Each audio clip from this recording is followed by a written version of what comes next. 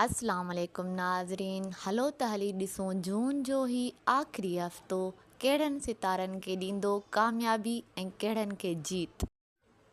Aries हमल, तव्हां तेज़ीअ सां जोश ऐं जज़्बे सां अॻिते वधंदे नज़र अची रहिया आहियो, पर तव्हां जेको अॻिते वधण लाइ रस्तो इख़्तियार कयो आहे उहो सही नाहे। तव्हां ग़लति रस्तो इख़्तियार कयो आहे। तव्हां सोचो त तव्हां कीअं अॻियां वधी रहिया आहियो। ग़लति रस्तो इख़्तियार करे अॻियां वधंदा त वॾे नुक़सान में पइजी वेंदा। ईअं ई तव्हांजी माली बजट जो बि हाल आहे। मरीख़ तव्हांखे जोश ऐं जज़्बो अॻियां वधण लाइ फ़राहम कयो आहे, पर उन जोश जज़्बे में सही तरीक़ो इख़्तियार कयो ऐं तव्हां हर चमकंदड़ शइ खे सुठो सम्झणु लॻंदा आहियो। ईअं नाहे। जिन शयुनि खे तव्हां सुठो सम्झी रहिया आहियो उहे सही न आहिनि। अॼुकल्ह पंहिंजी सोच ऐं सम्झ खे दुरुस्त करियो। ख़रीदो फ़रोख़्त करण वक़्तु बि सोच सम्झ न लॻी रही आहे ऐं जोश में तमामु घणो ख़र्चो करे विझो था। टोरस सोर, ज़रूरत खां वधीक अॻियां अचण जी कोशिशि करे रहिया आहियो, पर सवाल इहो आहे त तव्हां कहिड़ीअ तरह अॻियां वधी रहिया आहियो। जोश ऐं जज़्बे सां गॾोगॾु का सुठी पॉलिसी बि जोड़णु लाज़मी आहे, त पोइ हेॾां होॾां नज़र विझो ऐं तव्हां पंहिंजे मक़सद खे हासिलु करण लाइ उन हद ताईं दीवानगीअ में शौक़ में मगन आहियो जो तव्हांखे दुनिया जहान जी का ख़बर ई न आहे। थोरो पाण खे संभालियो ऐं सोचे सम्झी कमु करियो। दुनिया जी ख़बर रखणु ज़रूरी आहे। पंहिंजे जोश जज़्बे में तव्हां पाण खे गुम करे रखियो आहे। अॼुकल्ह तव्हांखे का बि शइ पसंदि ई न अची रही आहे। न पंहिंजो लिबास ऐं न ई आसपास जा माण्हू पसंदि अचनि था। तव्हां उलझन जो शिकार थी विया आहियो। को तरीक़ो तव्हांखे पसंदि ई न अची रहियो आहे, छाकाणि त तव्हां कुझु नओं करणु चाहियो था। को नओं हुनुरु सिखणु या का नई तब्दीली आणणु चाहियो था, जंहिंसां हर शइ बदिलिजी वञे, जेका तव्हांजी सोच तबियत जे मुताबिक़ हुजे। पंहिंजो ख़्यालु रखो ऐं हालतुनि मुताबिक़ ज़िंदगी गुज़ारण लाइ पाण खे एडजस्ट करण जी कोशिशि करियो। जेमिनाई जुज़ा, फ़िलहालु तव्हां ख़ुशि नज़र अची रहिया आहियो, पर तव्हांजा प्लेनेट अहिड़ा लॻी रहिया आहिनि।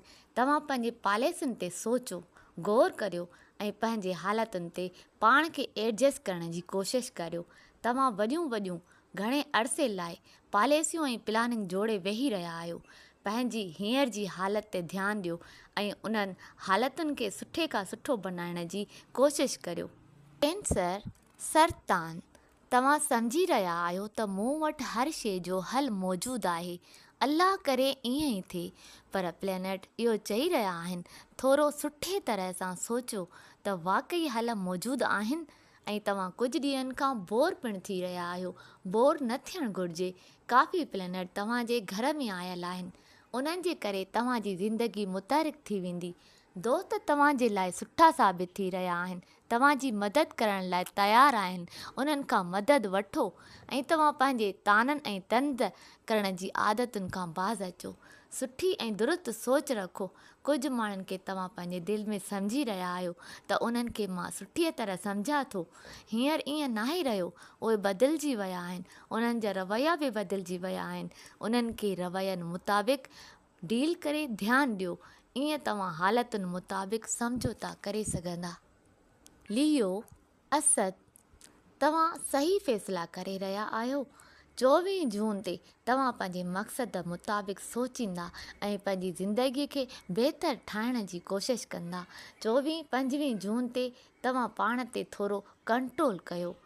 तव्हां बग़ैर सोचे सम्झी का ग़लति ॻाल्हि चई वेहंदा ऐं पोइ तव्हांखे पछतावो थींदो ऐं हर इहो ख़्यालु ईंदो त हीउ मूं छा करे छॾियो, अहिड़ी ॻाल्हि न चवणी हुई या अहिड़ी राय मूंखे न ॾियणी हुई।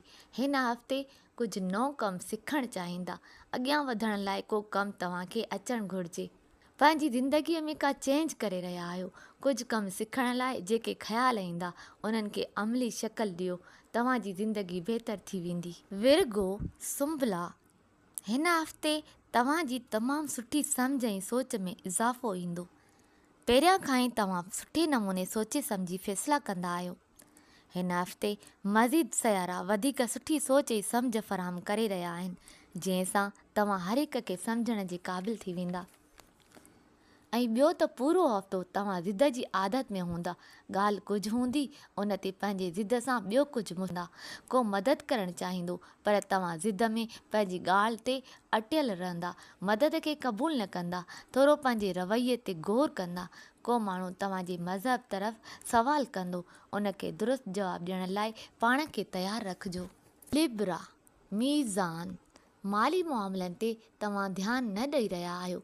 तव्हां पंहिंजा माली मामला ख़राबु करे रहिया आहियो। थोरो ध्यानु ॾियो। 25 जून ते तव्हां बिल्कुलु ई बग़ैर सोचे सम्झी पंहिंजा मामला बिगाड़ींदा ऐं हिन हफ़्ते तव्हांजे हमदर्दाना सोच हली रही आहे। हर कंहिंजी मदद कंदा। मदद करण सां अलाह ताला तव्हां सां राज़ी आहे। तव्हांजो अहम तालुक़ु जेको थोरो हेॾां होॾां थी रहियो हो, हींअर उहो बिल्कुलु परफेक्ट थींदे नज़र अची रहियो आहे। उनखे मज़बूत करियो, इहो तव्हां लाइ बहितरु थींदो। स्कॉर्पियो अक़रब, तव्हां ॿियनि खे सुठी राय मशवरो ॾींदे नज़र अची रहिया आहियो। पहिरियां तव्हां सिहत खे अहम सम्झी ख़्यालु रखंदा हुआ, वर्ज़िश कंदा हुआ। इहो सिलसिलो तव्हां टोड़े चुका हुआ। हिन हफ़्ते सुठी ॻाल्हि इहा बि आहे त तव्हां पंहिंजी सिहत ते ॿीहर ध्यानु ॾींदे नज़र अची रहिया आहियो। ईअं पाण खे, पंहिंजे माहौल खे, सिहत खे ख़ुशि रखंदे नज़र अची रहिया आहियो ऐं ॿाहिरि जे तालुक़ खे पिणु वधायो। बैरूनी दौरे जे हवाले सां सोचियो ऐं पोइ फ़ैसिलो करियो। सुठो मौक़ो अची रहियो आहे। सेजिटेरियस कोस, प्लेनेट जे मुताबिक़ तव्हां ॿियनि जे लाइ रोशनीअ जो सबबु बणिजी रहिया आहियो।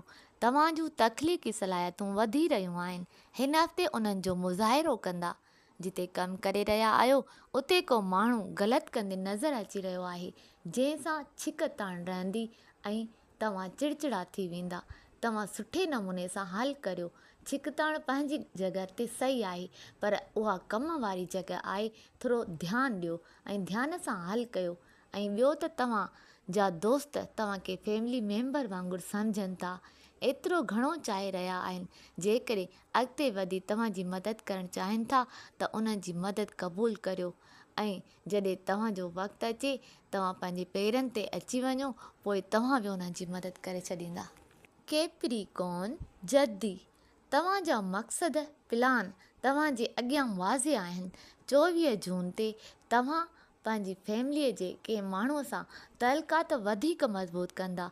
उन तालुक़ खे ज़रूरु मज़बूत बणायो, इहो तव्हांजे लाइ ज़रूरी आहे। तव्हां जूं तख़लीक़ी सलाहियतूं हफ़्ते जे विच में तमामु घणियूं वधंदे नज़र अची रहियूं आहिनि। तव्हां फ़न ऐं लतीफ़नि जा सुठा मशवरा पेश करियो ऐं ईअं तख़लीक़ी सलाहियतुनि खे वधाईंदे पंहिंजी शख़्सियत खे वधीक उजागर करण जी कोशिशि करियो। ज़हनी तौरु अॻियां वधंदे नज़र अची रहिया आहियो। रोमानवी हवाले सां बज़ाहिर सूरत हाल सुठी हुजे त बि एहतियात खां कमु वठंदा। सोचो सम्झ खां कमु वठो। जेकॾहिं रोमानवी सूरत हाल सुठी आयल आहे, पर बाद में गड़बड़ जा मसइला साम्हूं आणींदे नज़र अची रही आहे। एक्यूरस दिलो, हिन हफ़्ते तव्हांजे माली मामलनि में आसानियूं अची रहियूं आहिनि। ईअं तव्हां पंहिंजे मक़सद खे हल करण में कामयाबु थींदे नज़र अची रहिया आहियो।